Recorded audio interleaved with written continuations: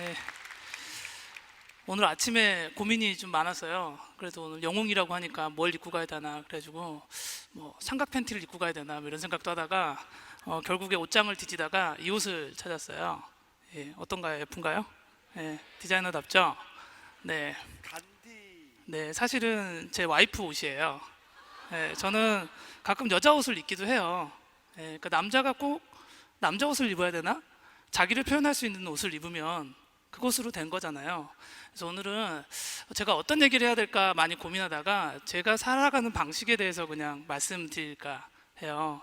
그러니까 여러분들 뭐 오늘 와서 성공이라던가 경쟁에서 어떻게 이겨야 된다 이런 얘기들 뭐 기대하셨다면 저는 그런 건 잘 모르겠고요. 제가 일하는 방식에 대해서 좀 말씀드릴까 하는데, 제가 일할 때는 처음에 한번 조금 한 번만 더 고민을 해보는 시간을 가져요. 그래서 그 일을 시작할 때 정의를 내리면서 시작을 해요. 디파인 하는 거죠. 이것은 무엇일까에 대해서 고민을 하는데요. 세 가지 방법 정도를 제가 설명드릴까 합니다. 첫 번째로 시작할 때는 사전적인 의미를 찾아보는 거예요. 그냥 찾아보는 건데, 제 명함이 있어요. 여러분, 명함을 디자인한다라고 하면 어떤 걸 디자인하실지 모르겠지만 제 명함은 이렇게 생겼어요. 저 뒤에도 제 이름이 다 보이시죠? 네.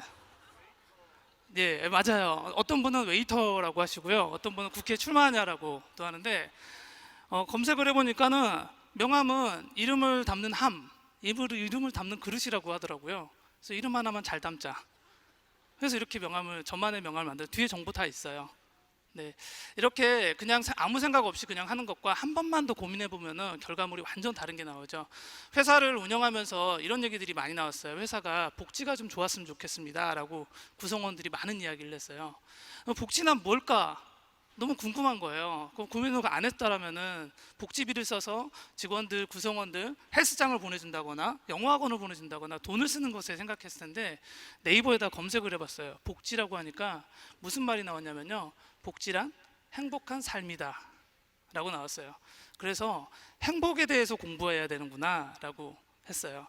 그래서 저희 회사는 약간 독특한 복지 제도들이 많아요. 자기 생일이나 와이프 생일, 가족 기념일, 뭐 결혼 기념일, 그다음에 가족들 생일, 양가 부모님 생일 이럴 때는 4시에 퇴근할 수 있도록 지망가라는 제도가 있어요. 지금 만나러 갑니다의 약자이기도 하고요.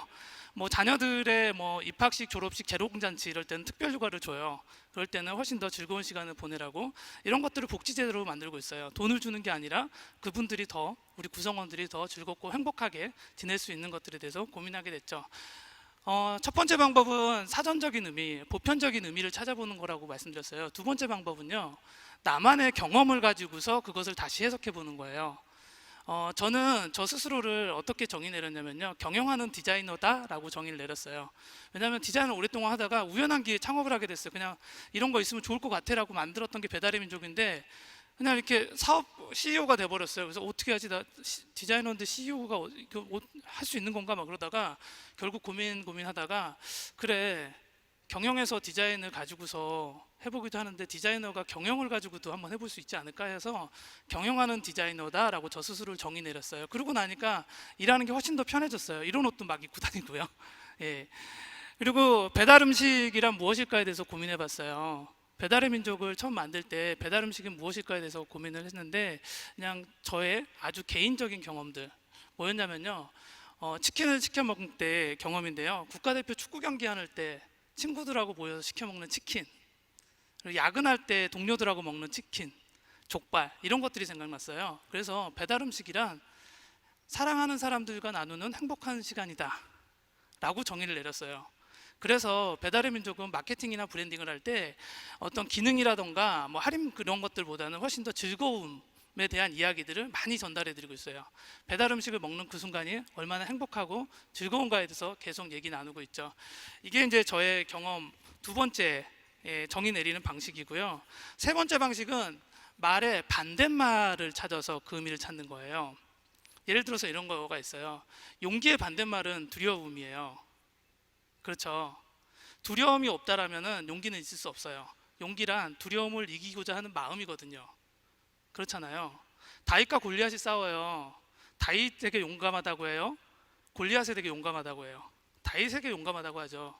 그래서 그렇게 큰 거인하고 싸워야 된다고 하니까. 아까 이경구 님도 말씀하셨잖아요. 영화를 3편, 4편을 계속 만들면서도 실패에 대한 두려움을 가지고서 계속 용기를 가지고 한다니까 여러분들이 박수를 쳐주신 거잖아요. 이렇듯 용기는 두려움이 있어야지만 용기를 발현할 수가 있어요. 반대로 생각해 보면요, 여러분들의 시대가 굉장히 두려운 시대인 거잖아요. 미래가 두렵고 불확실하고, 이것은 반대로 미래에 누군가가 여러분들을 평가할 때 가장 두려움이 많았지만 가장 용감한 시대였다 라고도 평가할 수 있는 거예요. 이런 식으로 반대말을 찾는 거예요. 두 번째로 이런 것도 있어요. 창의성을 어떻게 발현할 것인가. 창의성의 반대말은 제약이죠. 그렇죠. 잘 생각해 보면은 창의성을 발현한 모든 것들은 제약을 뚫고 나가기 위해서 머리를 쓰고 아이디어를 내서 했던 것들이에요. 그러니까 우리가 뭐 한도가 없이 한 1,000억 정도, 한 50년 동안 너한테 아무거나 할 수 있도록 해줄 테니까 가장 세상에서 가장 창의로운 어떤 결과물을 내봐라 하면 만들 수 있을 것 같지 않아요? 못 만들어요. 시간의 제약, 돈의 제약, 리소스의 제약이 있어야지만 그것을 일깨우기 위해서 창의성이 발현되는 거예요. 그래서 제약은 창의성을 발현하기도 하죠. 이런 식으로 계속 반대말을 찾고 있습니다. 예를 들어 또 이런 것도 있어요. 배신에 관련돼서, 배신은 무엇인가? 믿었기 때문에 배신이 생겨요. 배신당하지 않으려면 안 믿으면 돼요. 그렇죠. 그런데 삶을 살면서 사람을 믿지 않고 무엇인가를 한다라는 것은 그 의미가 없을 수도 있잖아요. 그렇다면은 배신은 믿음의 부산물일 수도 있는 거죠. 예, 계속 이런 식으로 찾아가고 있습니다. 지혜란 또 하나만 더 얘기를 들어볼게요. 지혜란 무엇일까요? 가장 지혜로운 것이란 본인의 무지함을 깨달는 것이에요. 예, 사람들은 자기가 지혜롭다라고 해요. 예, 한 분야에서 성공을 이루면은 그 분야의 성공으로 다른 것들을 보기 시작하고 다른 사람들에게 어떤 조언들도 해주고 그러죠. 하지만 한 분야에서 성공했던 사람들은 자기 분야밖에 몰라요. 그렇잖아요. 저는 사실 디자인밖에 몰라요. 다른 거 잘 알지 못해요. 예, 자신의 무지함을 깨달는 것이 지혜의 가장 큰 지식이다, 지혜다라고 얘기한 거는, 무지의 지를 깨달는 게 가장 큰 지혜다라고 얘기한 거는 소크라테스가 얘기했어요. 예, 제가 얘기할 때는 아무 얘기 안 하든지 소크라테스니까 좋아하시네요. 이거는 동양에서도 똑같은 얘기를 했는데요. 공자가 이런 얘기를 했어요. 아는 것을 안다라고 얘기하고 모르는 것을 모른다라고 얘기하는 게 진정 아는 것이다. 예, 그래서 진짜 지혜를 갖기 위해서는 자신의 무지함을 깨달아야 된다라는 겁니다. 정리해보면요, 다시 이런 것들이에요. 일을 하기 전에 한 번 더 그것에 대해서 의미를 살펴봐야 된다라고 말씀드렸습니다. 보편적인, 사전적인 의미들. 두 번째로는 나만의 경험을 통한 정의. 세 번째는 반대말에서 찾아본다라고 말씀드렸어요. 여기 계신 분들이 이제 청년분들이고 성인이잖아요. 그렇다면은 그동안 살아왔던 방식은 부모님에게, 선생님에게 칭찬받기 위해서 살았던 삶일 수도 있어요. 그분들이 만들었던 어떤 기준들, 그렇잖아요. 근데 이제 성인이 됐다라면은 누군가의 칭찬을 듣는 것보다는 내가 세운 기준을 통해서 나 스스로를 지배하면서 살아가야 된다고 저는 생각해요. 칭찬이라는 게 얼마나 무서운 거냐면요, 여러분도 칭찬받고 싶잖아요. 칭찬에 길들여지면 정말 무서워져요. 칭찬은요, 얼마나 무서운 거냐면 고래도 춤추게 해요. 네. 그런데 그 고래는요, 칭찬을 받아서 춤을 추잖아요.